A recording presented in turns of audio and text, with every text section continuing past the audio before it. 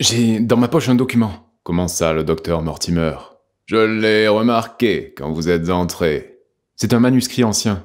Qui date du début du XVIIIe siècle, s'il ne s'agit pas d'un faux. Comment pouvez-vous le dater ainsi, monsieur? Pendant que vous parliez, vous en avez présenté quelques centimètres à ma curiosité. Et il faudrait être un bien piètre expert pour ne pas situer un document à 10 années près environ. Peut-être avez-vous lu la petite monographie que j'ai écrite sur ce sujet? Je le situe vers 1730.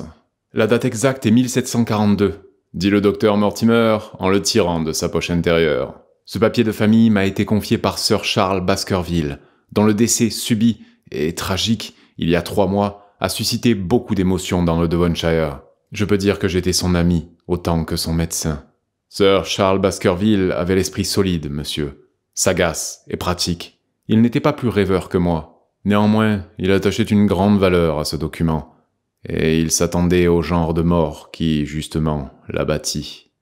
Holmes tendit la main pour prendre le manuscrit qu'il étala sur ses genoux.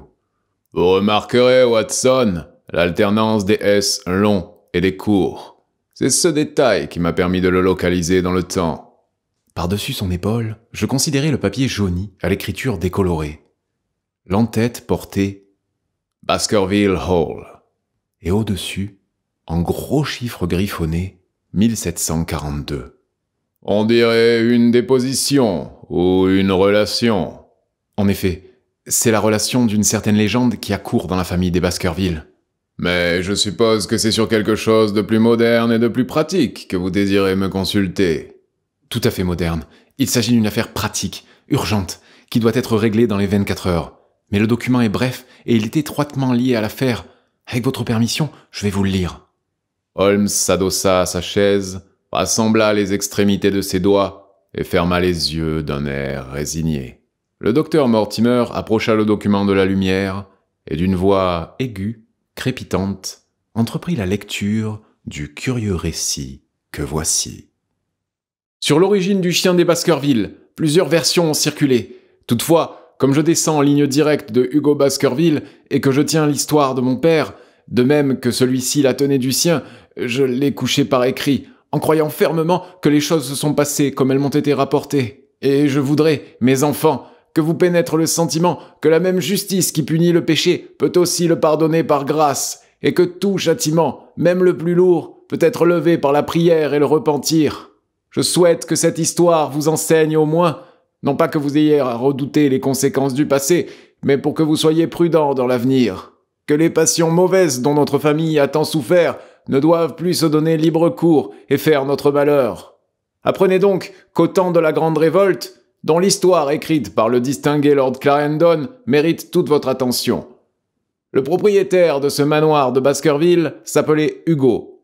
Indiscutablement, c'était un profanateur, un impie, un être à demi sauvage.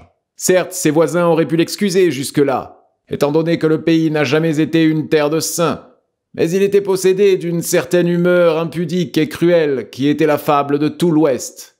Il advint que ce Hugo s'éprit d'amour, si l'on peut baptiser une passion aussi noire d'un nom aussi pur, pour la fille d'un petit propriétaire rural des environs. Mais la demoiselle l'évitait avec soin, tant la fâcheuse réputation de son soupirant l'épouvantait. Un jour de la Saint-Michel, pourtant, ce Hugo, avec l'assistance de 5 ou 6 mauvais compagnons de débauche, l'enleva de la ferme pendant une absence de son père et de ses frères. Ils la conduisirent au manoir et l'enfermèrent dans une chambre du haut, après quoi ils se mirent à table pour boire et festoyer comme chaque soir.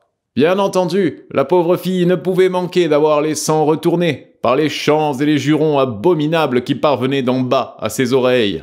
Il paraît que le langage dont usait Hugo Baskerville, quand il était gris, aurait mérité de foudroyer son auteur. Mais dans sa peur, elle osa ce devant quoi auraient hésité des hommes braves et lestes. En s'aidant du lierre qui recouvrait, et recouvre encore, le mur sud, elle dégringola le long des gouttières et courut à travers la lande dans la direction de la ferme de son père, que 3 lieues séparaient du manoir des Baskerville.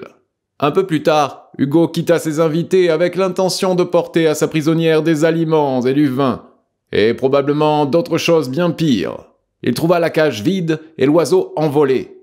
Alors, ce fut comme si un démon s'était emparé de lui. Il descendit l'escalier, 4 à 4, se rua dans la salle à manger, sauta debout sur la table, en balayant du pied flacons et tranchoirs, et jura devant ses amis qu'il ferait cette nuit même cadeau de son corps et de son âme aux puissances du mal, s'il pouvait rattraper la jeune fille. Tandis que ses convives regardaient stupéfaits l'expression de cette fureur, l'un d'eux, plus méfiant que les autres, ou peut-être davantage, proposa de lancer les chiens sur la trace de la fugitive. Aussitôt, Hugo sortit, ordonna à ses valets de sceller sa jument et de déchaîner la meute. Il fit sentir au molosse un mouchoir de la jeune fille, les mit sur la voie, et, dans un concert d'aboiements sauvages, la chasse s'engagea sur la lande éclairée par la lune. Pendant un moment, les autres convives demeurèrent bouche bée. Mais bientôt, leur intelligence se dégourdit assez pour qu'ils comprissent ce qui allait se passer. Dans un brouhaha général, les uns réclamèrent leurs pistolets, d'autres leurs chevaux, certains de nouveaux flacons de vin. Un peu de bon sens ayant filtré dans leur folle cervelle, 13 d'entre eux sautèrent à cheval et se lancèrent dans la poursuite de Hugo et de la meute. La lune brillait au-dessus de leur tête. Ils foncèrent bride abattue sur la route que la jeune fille avait dû prendre pour regagner sa maison. Quelques kilomètres plus loin, ils rencontrèrent un berger et ils lui demandèrent à grands cris s'il avait vu la meute. Le berger tremblait tellement de peur qu'il pouvait à peine parler. Il finit par bégayer qu'il avait bien aperçu l'infortuné, suivi des molosses. « J'ai vu bien pire !» ajouta-t-il. « Hugo Baskerville m'a dépassé sur sa jument noire, et derrière lui courait en silence un chien, qui était sûrement un chien de l'enfer. Que Dieu me préserve de l'avoir chané sur mes talons. » Les cavaliers ivres maudirent le berger et poursuivirent leur randonnée. Bientôt, cependant, un froid mortel les saisit. Ils entendirent un galop, et la jument noire, couverte d'écume blanche, passa près d'eux. Sa bride traînait sur le sol, et la selle était inoccupée. Alors, les convives de Hugo, apeurés, se serrèrent les uns contre les autres. Ils continuèrent néanmoins à avancer, bien que chacun d'entre eux, s'il s'était trouvé seul, eût tourné avec joie la tête de son cheval dans la direction opposée. Au bout de quelque temps, ils rejoignirent la meute. Les molosses, pourtant célèbres par la pureté de leur race et par leur courage, geignait en groupe au bord d'une profonde déclivité de terrain, d'un goyal, comme nous disons. Quelques-uns s'en écartaient furtivement, d'autres, le poil hérissé et l'œil fixe, regardaient vers le bas de la vallée étroite qui s'ouvrait devant eux. Tous les cavaliers s'arrêtèrent, dégrisés, comme vous l'imaginez. La majorité se refusait à aller plus loin, mais 3 amis de Hugo, les plus hardis et les moins dégrisés peut-être, s'enfoncèrent dans le goyal. Il aboutit bientôt à une large cuvette où se dressaient 2 grosses pierres que l'on peut encore voir et qui ont été jadis érigées par des populations disparues. La lune éclairait cette clairière. Au centre gisait la malheureuse jeune fille, là où elle était tombée, morte d'épouvante et de fatigue. Mais ce n'est pas son cadavre, non plus que le corps de Hugo Baskerville, qui fit pâlir les 3 cavaliers. Debout, sur ses 4 pattes, par-dessus Hugo, et les crocs enfoncés dans sa gorge, se tenait une bête immonde, une grosse bête noire bâtie comme un chien, mais bien plus grande que n'importe quel chien qu'ait jamais vu des yeux d'homme. Et tandis qu'il demeurait là, frappé de stupeur, la bête déchira la gorge de Hugo Baskerville avant de tourner vers eux sa mâchoire tombante et ses yeux étincelants. Alors, éperdus de terreur, ils firent faire demi-tour à leur monture et s'enfuirent en hurlant à travers la lande. On assure que l'un d'eux mourut cette nuit-là et que les 2 autres ne se remirent jamais de leur émotion. Voilà l'histoire, mes enfants, de l'origine du chien dont on dit qu'il a été depuis lors le sinistre tourmenteur de notre famille. Si je l'ai écrite, c'est parce que ce qui est su en toute netteté cause moins d'effroi que ce qui n'est que sous-entendu ou mal expliqué. Nul ne saurait nier que beaucoup de membres de notre famille ont été frappés de mort subite, sanglante, mystérieuse. Cependant, nous pouvons nous réfugier dans l'infinie bonté de la Providence, qui ne punira certainement pas l'innocent au-delà de cette 3e ou 4e génération qui est menacée dans les Saintes Écritures. À cette Providence, je vous recommande donc, mes enfants, et je vous conseille par surcroît de ne pas vous aventurer dans la lande pendant les heures d'obscurité où s'exaltent les puissances du mal. » Ceci de Hugo Baskerville à ses fils Roger et John en les priant de n'en rien dire à leur sœur Elizabeth. Quand le docteur Mortimer eut terminé la lecture de ce singulier document, il releva ses lunettes sur son front et dévisagea Mr. Sherlock Holmes, lequel étouffa un bâillement et jeta sa cigarette dans la cheminée. « Eh bien, avez-vous trouvé cela intéressant ?»« Intéressant, pour un amateur de contes de bonne femme. » Le docteur Mortimer tira alors de sa poche un journal. « Maintenant, monsieur Holmes, nous allons vous offrir quelque chose d'un peu plus récent. Voici le Devon County Chronicle du 14 juin de cette année. Il contient un bref résumé des faits relatifs à la mort de Sir Charles Baskerville, mort qui a eu lieu quelques jours plus tôt. » Mon ami se pencha légèrement en avant, et son visage n'exprima plus qu'attention intense. Notre visiteur replaça ses lunettes devant ses yeux et commença sa lecture.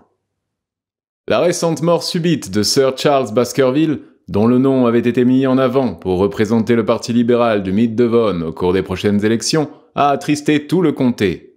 Bien que Sir Charles n'eût résidé à Baskerville Hall qu'un temps relativement court, son amabilité et sa générosité lui avaient gagné l'affection et le respect de tous ceux qui l'avaient approché.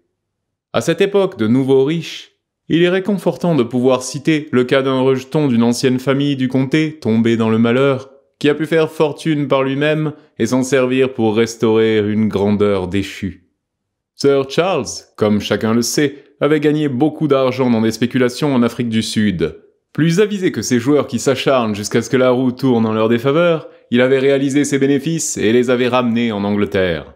Il ne s'était installé dans Baskerville Hall que depuis 2 ans. Mais il ne faisait nul mystère des grands projets qu'il nourrissait, projets dont sa mort a interrompu l'exécution. Comme il n'avait pas d'enfant, son désir maintes fois exprimé était que toute la région pût, de son vivant, profiter de sa chance. Beaucoup auront des motifs personnels pour pleurer sa fin prématurée. Ses dons généreux à des œuvres de charité ont été fréquemment mentionnés dans ces colonnes.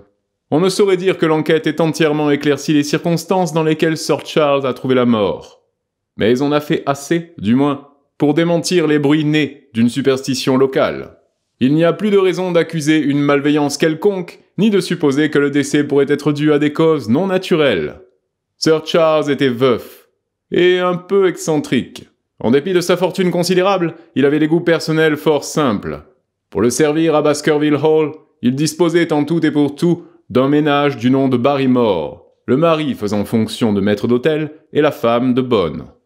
Leur témoignage, que corrobore celui de plusieurs amis, donne à penser que la santé de Sir Charles s'était depuis quelque temps dérangée, et qu'il souffrait en particulier de troubles cardiaques, lesquels se manifestaient par des pâleurs subites, des essoufflements et des crises aiguës de dépression nerveuse. Le docteur James Mortimer, ami et médecin du défunt, a témoigné dans le même sens. Les faits sont simples. Sir Charles Baskerville avait l'habitude de se promener chaque soir avant de se coucher dans la célèbre allée des Ifs de Baskerville Hall. Le témoignage des Barrymore le confirme. Le 4 juin, Sir Charles avait annoncé son invitation pour se rendre à Londres le lendemain, et il avait ordonné à Barrymore de préparer ses bagages. Le soir, il sortit comme de coutume. Au cours de sa promenade, il fumait généralement un cigare. Il ne rentra pas. À minuit, Barrymore vit que la porte du manoir était encore ouverte. Il s'inquiéta, alluma une lanterne et partit en quête de son maître. La journée avait été pluvieuse. Les pas de Sir Charles avaient laissé des empreintes visibles dans l'allée. À mi-chemin, une porte ouvre directement sur la lande. Quelques indications révélèrent que Sir Charles avait stationné devant cette porte. Puis il avait continué à descendre l'allée, et c'est à l'extrémité de celle-ci que son corps fut découvert. Un fait n'a pas été élucidé.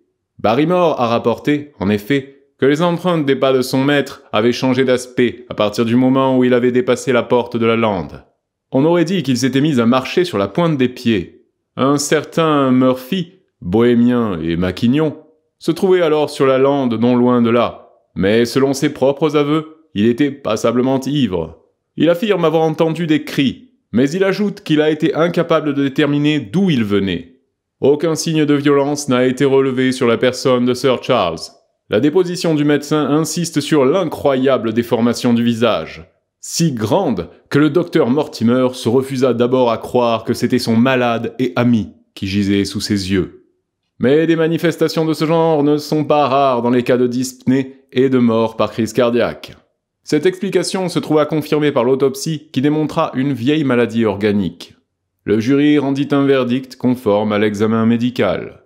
Verdict utile et bienfaisant, car il est de la plus haute importance que l'héritier de Sir Charles s'établisse dans le hall pour poursuivre la belle tâche si tristement interrompue. Si les conclusions prosaïques de l'enquête judiciaire n'avaient pas mis un point final aux romans qui se sont chuchotés à propos de l'affaire, peut-être aurait-il été difficile de trouver un locataire pour Baskerville Hall. Nous croyons savoir que le plus proche parent de Sir Charles est, s'il se trouve toujours en vie, son neveu, Mr. Henry Baskerville, fils du frère cadet de Sir Charles. La dernière fois que ce jeune homme a donné de ses nouvelles, il était en Amérique. Des recherches ont été entreprises pour l'informer de sa bonne fortune.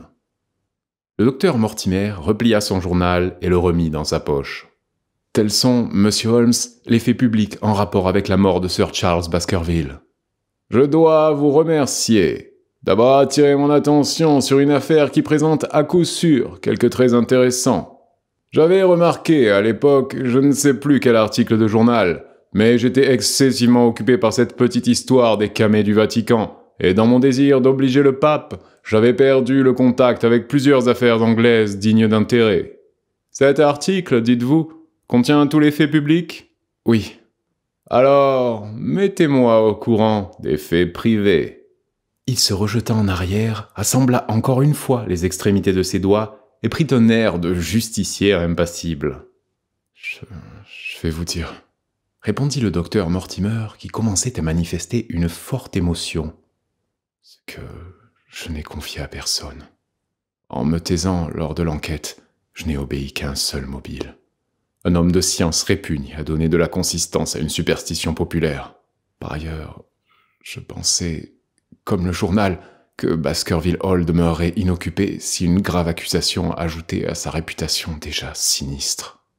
Voilà pourquoi j'ai cru bien faire en disant au moins que je ne savais. Rien de bon ne pouvait résulter de mon entière franchise. Mais à vous, je vais tout livrer. La lande est peu habitée.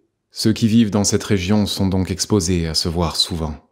J'ai vu très souvent Sir Charles Baskerville, en dehors de Mr. Frankland de l'After Hall et de Mr. Stapleton, le naturaliste. On ne trouve personne de cultivé dans un rayon de plusieurs kilomètres. Sir Charles était peu communicatif, mais sa maladie nous a rapprochés et l'intérêt que nous vouions l'un comme l'autre au domaine scientifique nous a maintenus en contact. D'Afrique du Sud, il avait rapporté de nombreuses informations, et nous avons passé plusieurs soirées charmantes à discuter de l'anatomie comparée du Hottentot et du Boschiman. Depuis quelques mois, je m'étais parfaitement rendu compte que le système nerveux de Sir Charles était sur le point de craquer.